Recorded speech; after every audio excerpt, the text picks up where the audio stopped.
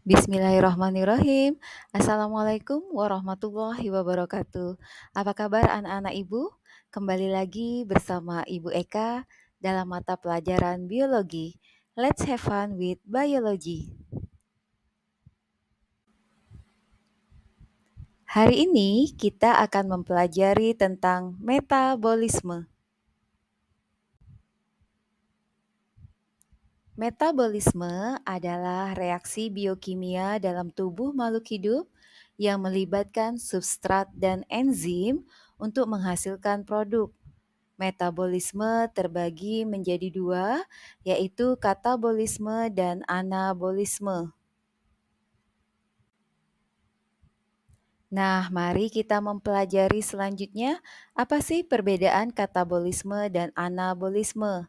Katabolisme mengubah senyawa organik menjadi senyawa anorganik, mengurai molekul kompleks menjadi sederhana, serta menghasilkan ATP. Contoh peristiwa katabolisme, respirasi aerob dan respirasi anaerob. Sedangkan anabolisme adalah peristiwa mengubah senyawa anorganik menjadi senyawa organik, menyusun atau mensintesis molekul sederhana menjadi kompleks, menggunakan ATP. Contoh peristiwa anabolisme adalah fotosintesis, kemosintesis, dan sintesis protein. Sekarang kita akan memahami tentang katabolisme. Tadi sama-sama kita ketahui bahwa katabolisme yaitu proses penguraian senyawa kompleks menjadi sederhana yang menghasilkan energi. Nah, energi yang dihasilkan dalam bentuk ATP akan dipakai oleh kita untuk melakukan berbagai aktivitas. Reaksi ini juga disebut reaksi eksergonik. Katabolisme yang berlangsung di dalam tubuh kita berasal dari bahan makanan seperti karbohidrat, protein, dan lemak. Katabolisme terdiri dari pertama, katabolisme karbohidrat berupa proses respirasi aerob dan respirasi anaerob. Kedua, katabolisme lemak. Ketiga, katabolisme protein. Di dalam katabolisme nanti akan dihasilkan ATP, yaitu adenosin trifosfat. Adalah bentuk energi yang digunakan oleh makhluk hidup untuk melakukan aktivitas tingkat sel. Energi ATP ini berasal dari proton H+ dan elektron yang berada di dalamnya.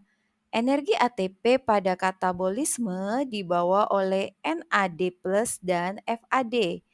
ATP pada respirasi dibentuk dari fosforilasi dengan perangkaian gugus fosfat dan reaksi redoks oleh oksigen. Salah satu contoh katabolisme adalah respirasi sel. Respirasi sel menggunakan molekul organik dari makanan seperti glukosa dan oksigen untuk menghasilkan energi dalam bentuk ATP, H2O, dan karbon dioksida.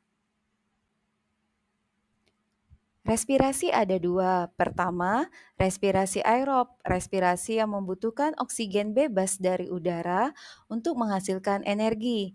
Yang kedua adalah respirasi anaerob, respirasi yang tidak membutuhkan oksigen untuk menghasilkan energi.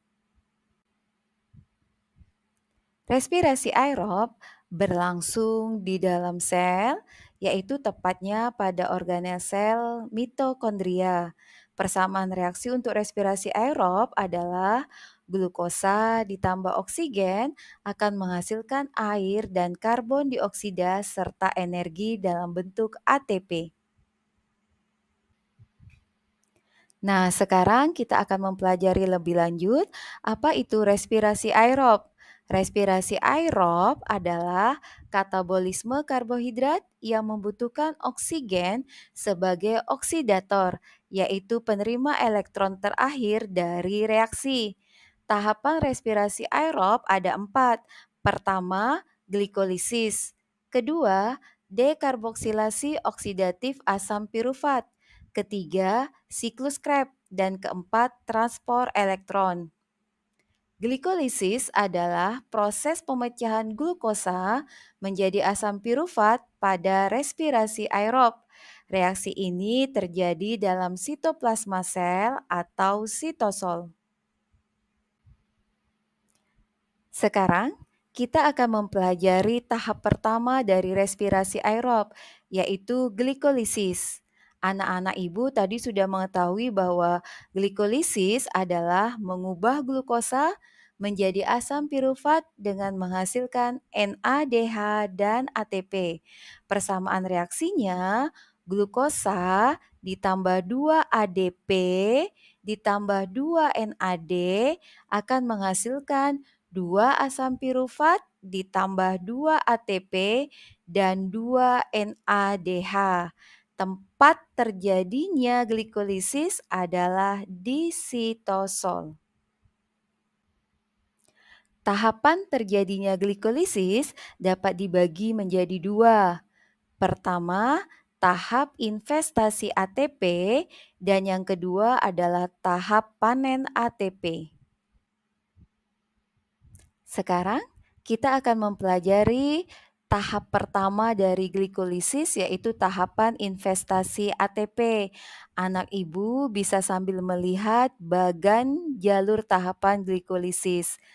Pertama, glukosa diubah terlebih dahulu menjadi glukosa 6-fosfat dengan bantuan enzim heksokinase.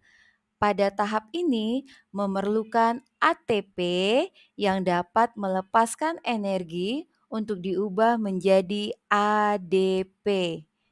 Kemudian yang kedua, glukosa 6-fosfat diubah menjadi fruktosa 6-fosfat yang akan dikatalis enzim fosfoheksosa isomerase. Yang ketiga, fruktosa 6-fosfat akan diubah menjadi fruktosa 1,6 bifosfat. Selanjutnya, 1,6 bifosfat yang mempunyai 6 atom C ini akan dipecah menjadi gliseraldehid 3-fosfat yang memiliki 3 atom C serta dihidroksil aseton fosfat. Proses reaksi ini dikatalis oleh enzim aldolase. Sekarang kita akan mempelajari tahapan kedua dari peristiwa glikolisis, yaitu tahap panen ATP. Anak ibu bisa lihat bagan alur glikolisis. Peristiwa yang kelima atau reaksi yang kelima yaitu pada satu molekul dihidroksil aseton fosfat yang terbentuk ini selanjutnya akan diubah menjadi gliseraldehid 3-fosfat dengan bantuan enzim triosa fosfat. Keenam, gliseraldehid 3-fosfat selanjutnya akan diubah menjadi 1,3 bifosfogliserat dengan bantuan enzim gliseraldehid 3-fosfat dehidrogenase. Dalam proses inilah terbentuk NADH. Yang ketujuh, 1,3 bifosfogliserat ini nanti akan diubah menjadi 2 fosfogliserat dengan bantuan enzim fosfogliserat kinase. Energi yang dilepaskan dalam reaksi ini dalam bentuk ATP. Selanjutnya, 3 fosfogliserat tersebut diubah menjadi 2 fosfogliserat dengan bantuan enzim fosfogliserat mutase. 2 fosfogliserat tersebut selanjutnya akan diubah menjadi fosfoenol pirufat dengan bantuan enzim enolase.